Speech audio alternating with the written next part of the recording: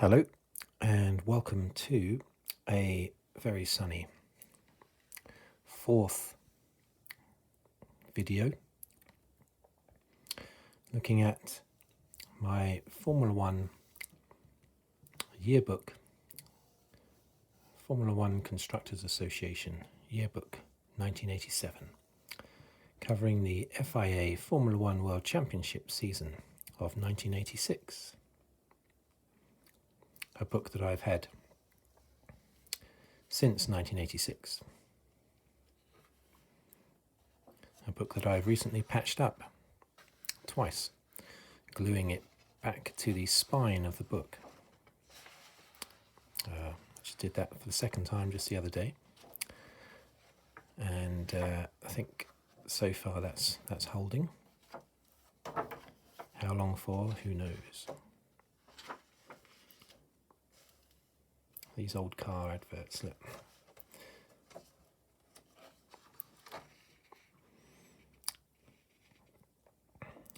State-of-the-art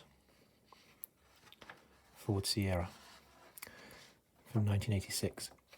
Right, I'm going to flick forward to where we were at the end of the last video, which was page 197. And the Italian Grand Prix. Here we go.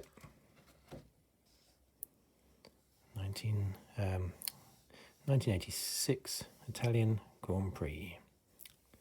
Beautiful picture there, Mansell and Piquet. 4 races to go in a 16-round World Championship.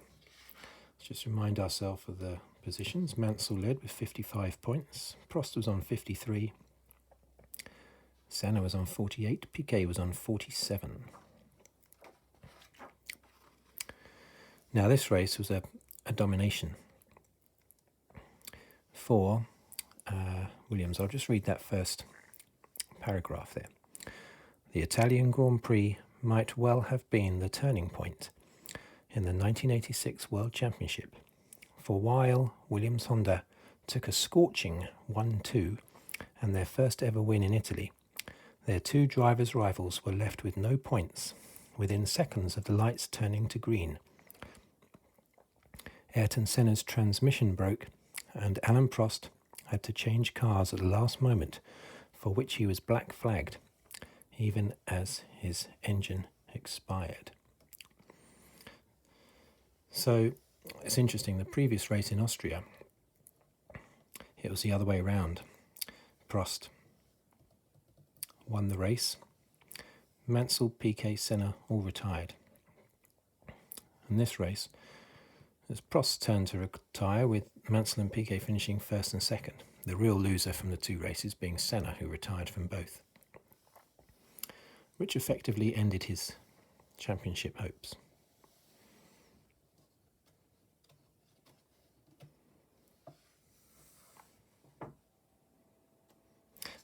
I think this was the race where Nelson Piquet tried out the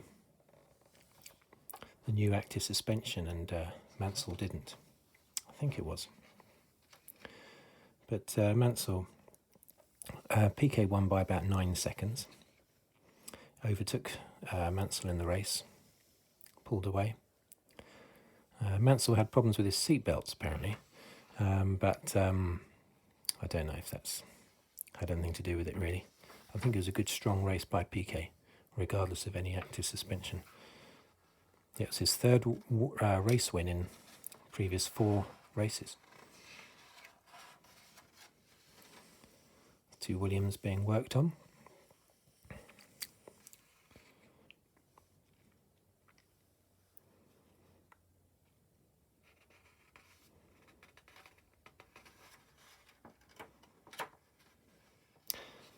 Gerhard Berger there, that's Theo Fabi on the Benetton. Gerhard Berger in the Benetton. Berger would shine in a couple of races' time.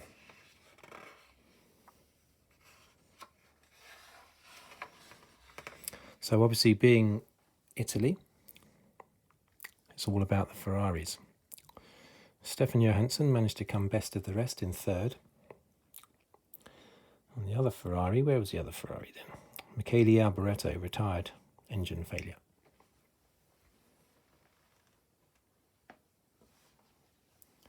So many retirements back in those days. Not the case now. But you would often get 5 or 6 drivers finishing the race, that's all. It's amazing. In this race, only 11 finished.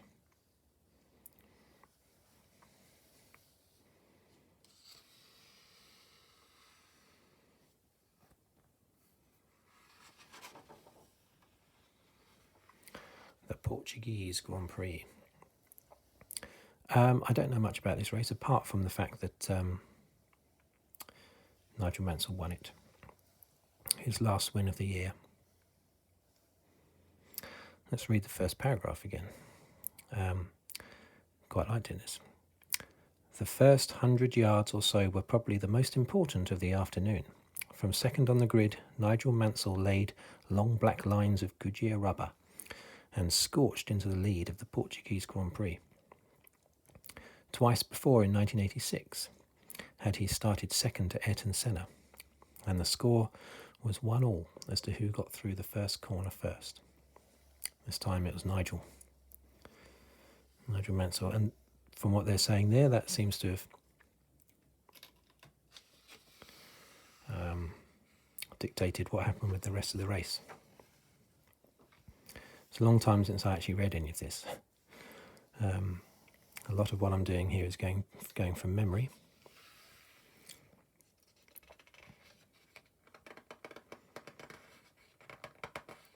Senna's car suddenly ran out of fuel on the last lap, apparently.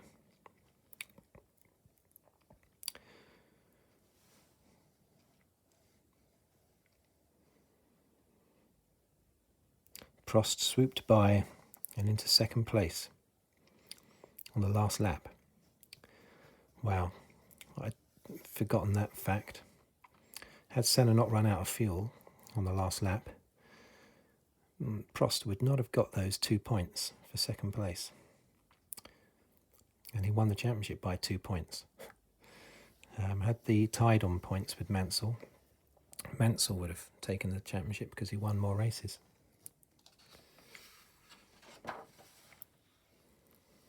Ah, yes, this was the race where, I think it was the only race where Rosberg, Prost's teammate in the McLaren, raced in yellow, not red. For some reason, probably because the particular product of the car was advertising. There's probably yellow packets in Portugal, I should think. It would probably be a money reason like that, but that's a lovely photo. Both McLarens there.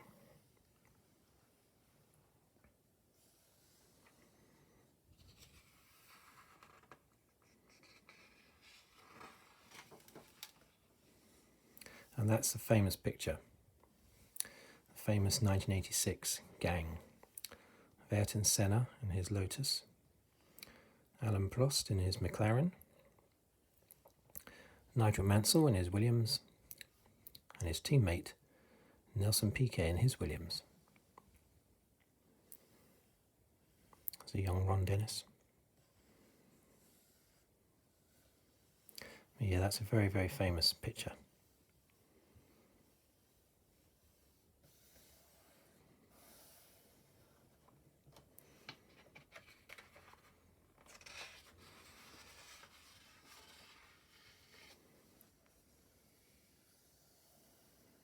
Patrick Head.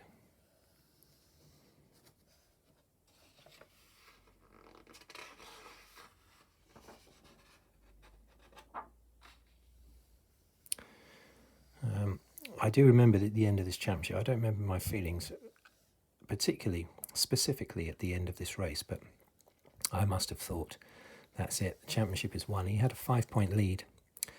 And remember, back then you only got 9 points for a win, not 25 points, as it is now. He had a 5-point lead going into this race, and then he won the race.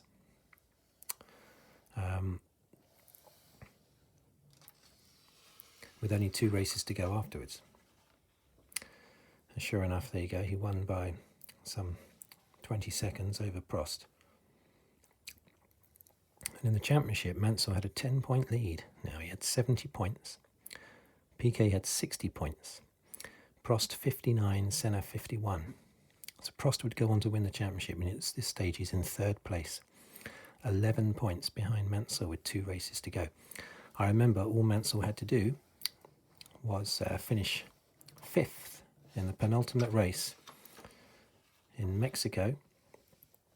All he had to do was finish 5th and he would be crowned world champion.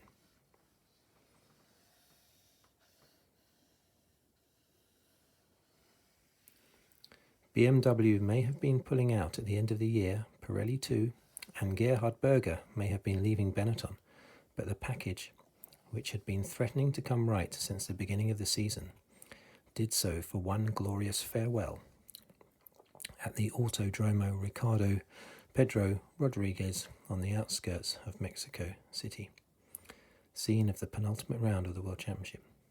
While the opposition floundered on their Goodyear tyres, pitting for 1, 2 or even 3 sets of new ones, Berger sailed serenely onto the checkered flag and gave the Benetton team their long-awaited, overdue first win.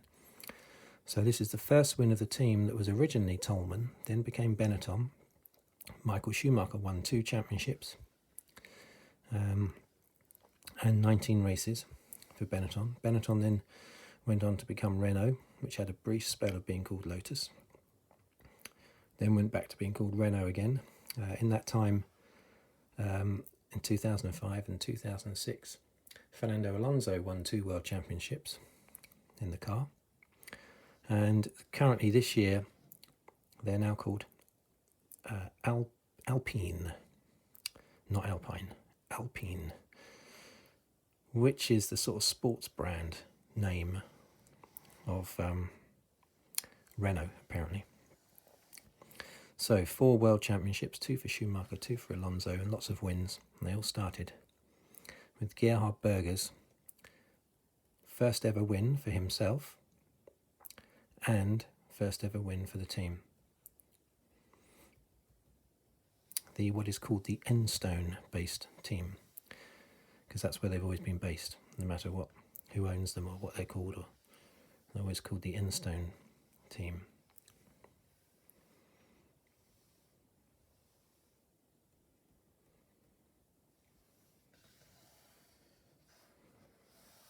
It all started there, the Mexican Grand Prix in 1986. Mansell had a mistake right at the beginning. I like to think it was a problem with his tyres or something. Maybe he just didn't catch the gears right at the beginning. But anyway, he fell down the field right at the start. And he punched and kicked and fought his way. Tried to get through. See, there he is. There's the start.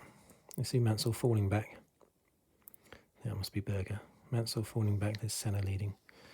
There you go, in this shot, Mansell's right back there. And there he is again, right back there. Disaster. Reminds me of the Brazilian Grand Prix of 2007, when Lewis Hamilton had his problem, not long after the start, when he was going for the championship. He eventually gets going in 18th place. Oh dear.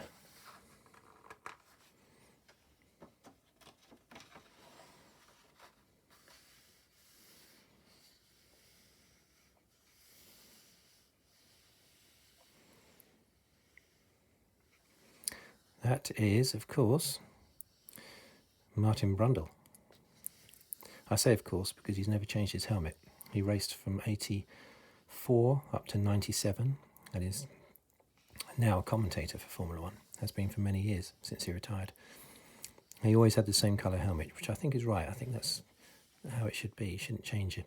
Piquet always had the same helmet. Mansell always had the same helmet. Nowadays, they change them constantly.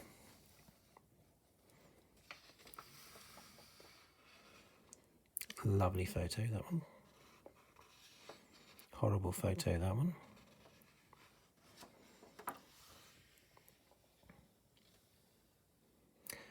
Oh, sorry, I think I got that wrong actually. I think, yeah, Mansell finished 5th in the race, that's right. I think it was a case of he had to finish 3rd to win the championship. That rings a bell. And he came back up from 18th place to finish 5th. 20 seconds off the 3rd place that I think he needed. So they went into the last round of the championship. Mansell leading Prost by 6 points. Piquet 1 point behind. Ayrton Senna no longer in the championship hunt.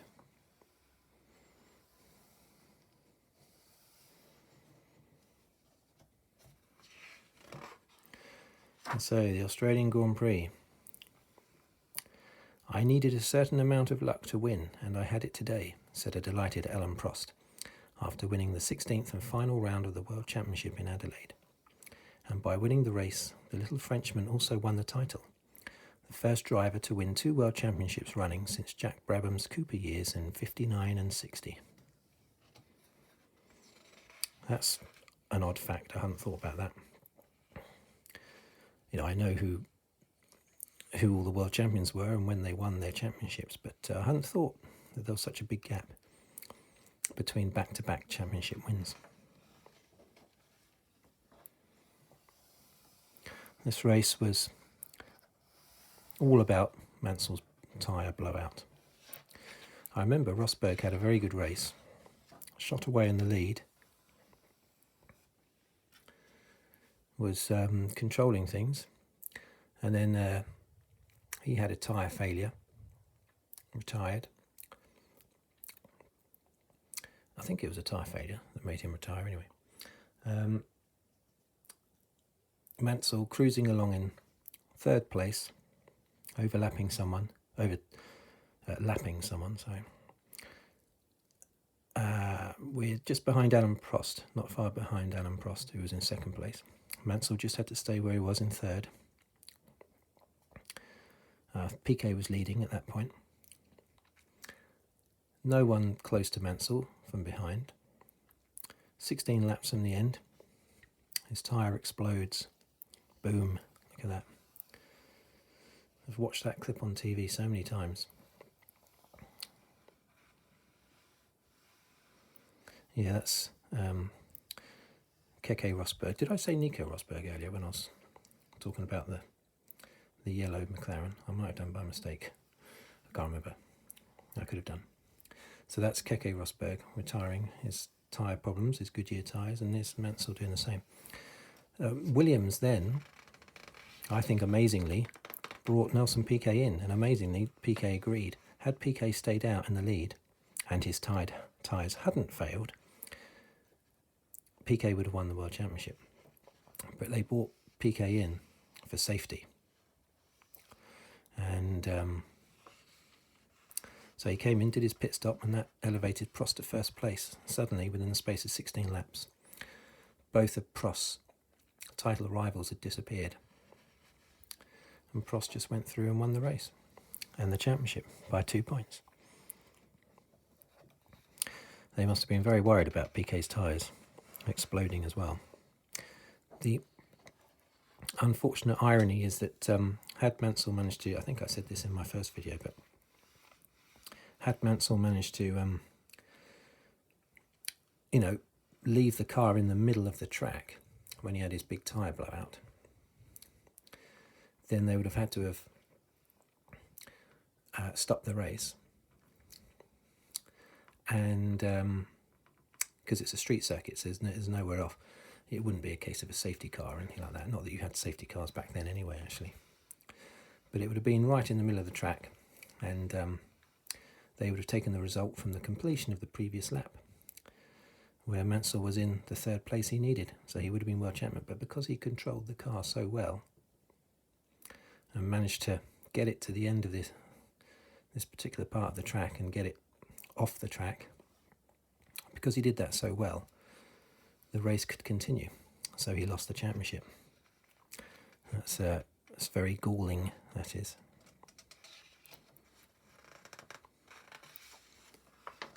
There you go. Alain Prost became the world champion.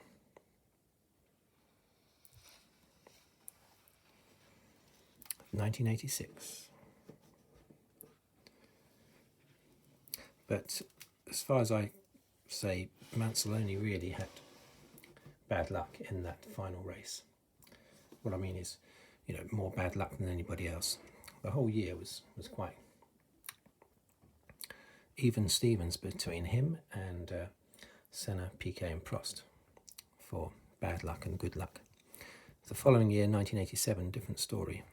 Very, very unlucky for Nigel Mansell. He lost the championship again, this time to Piquet, his teammate, when he completely outdrove Piquet all year. But never mind. He won the championship eventually in 1992, his single world championship win. And he's won 31 races. Still has him in the top 10 of all time, 31. Quite a long way behind Lewis Hamilton out in front on 96 Formula 1 wins, having overtaken Schumacher's 91 last year. Anyway, that's the end of this book. I do have other Formula 1 stuff, though, to go through. So if you'd like to subscribe, then please feel free to do so. I think the next thing I'll do is I've got programs from Grand Prix that I've been to, going back decades. Might do one of those next. Anyway, please subscribe, and thank you for watching, and thank you for listening. I shall leave you with Nigel Mansell.